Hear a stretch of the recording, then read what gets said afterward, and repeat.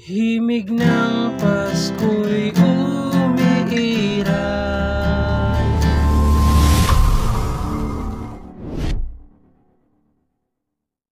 Hello mga ka-idol! So ngayon meron na naman akong ituturo sa inyong napakagandang kanta, no? So ang title pala nitong kanta ay yung Himig ng Pasko by Apo Hiking Society. So napakaganda nito, bagay na bagay ito ngayong December, no? So sa mga ngaruling, pwedeng-pwede nyo itong kantahin kasi halos basic chords lang naman yung gagamitin dito. May isa lang siyang bar chord. So alam ko namang kayang-kaya nyo yan. So dito pala sa strumming, no, yung strumming pattern natin is magiging dalawang klase. Okay? So pag nasa loob ng open-close parenthesis yung chords, okay? Pag nasa loob ng open-close parenthesis, ganito yung strumming nyo.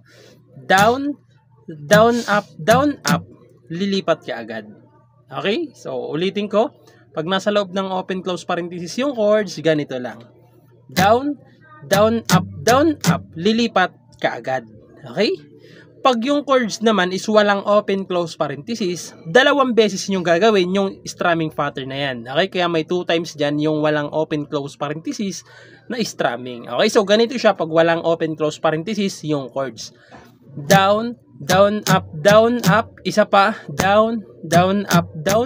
Tsaka na kayo lilipat. Okay? So, sana naintindihan nyo yung strumming pattern natin na. So, proceed na tayo dito sa kanyang whole verse. So, yung whole verse niya rito, kung mapapansin nyo, lahat ng chords is nasa loob na ng open-close parenthesis. Now, so yung chords dyan is C. So, C. So, yung C, second string, fourth, tsaka fifth. Ayan, C. Tapos F, ito yung sinasabi kong isang pirasong bar chords lang. Ayan, isa lang yan. So, yung F sa first fret, ibabar nyo. Sa second fret, third string. Sa third fret, fifth string, tsaka fourth string. Ayan yung F. Tapos babalik kayo ng C. Tapos isa pang C. So dinoble ko yung C para hindi kayo malito sa strumming. Okay? Pagkatapos ng dalawang C, pupunta kayo ng G. So yung G, first, second, fifth, tsaka sixth. G.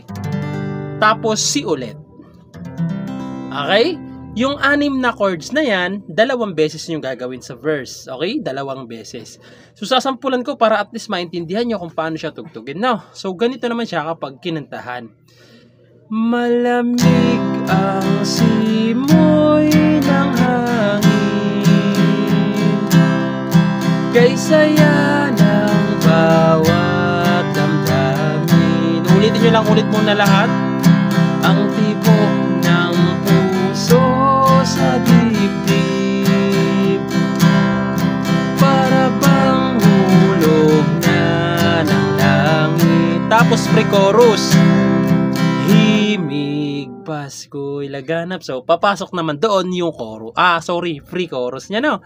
So proceed naman tayo sa kanyang pre-chorus. So yung pre-chorus niya dyan mga ka-idol, no? So dyan naman sa pre-chorus, lahat ng chords is walang open-close parenthesis. Okay? So ulitin ko, lahat ng chords ng pre-chorus walang open-close parenthesis. No?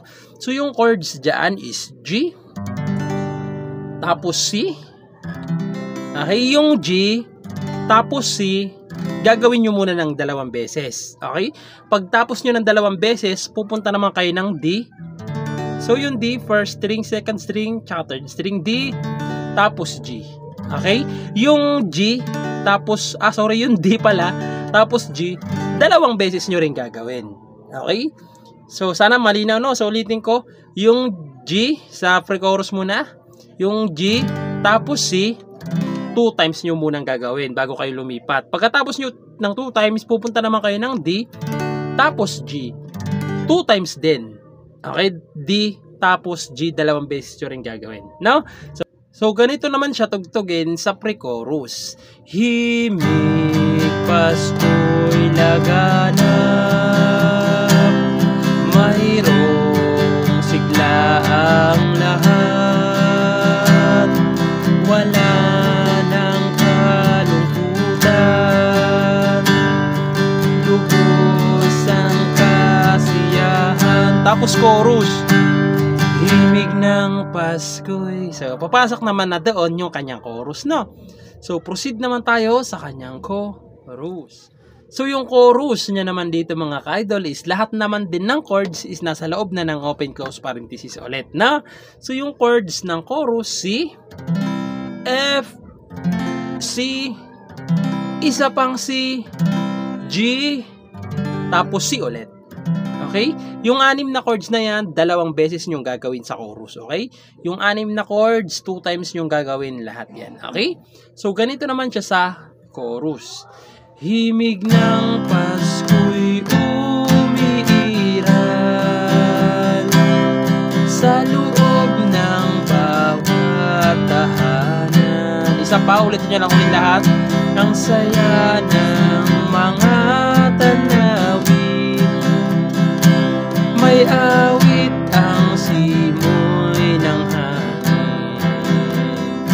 Tapos, babalik na naman kayo sa kanyang pre-chorus. Doon sa himig, Pasko'y laganap. So, babalik ulit kayo sa kanyang pre-chorus. Now, so, sana nagustuhan nyo tong tutorial natin, no? At advance Merry Christmas sa inyong lahat. At sana nagustuhan nyo tong tutorial natin, no? At sa mga gustong mag-request, nag-request lang kayo kasi gagawa natin yan ng tutorial. And ayun lang, good luck sa bago nyong matututunan.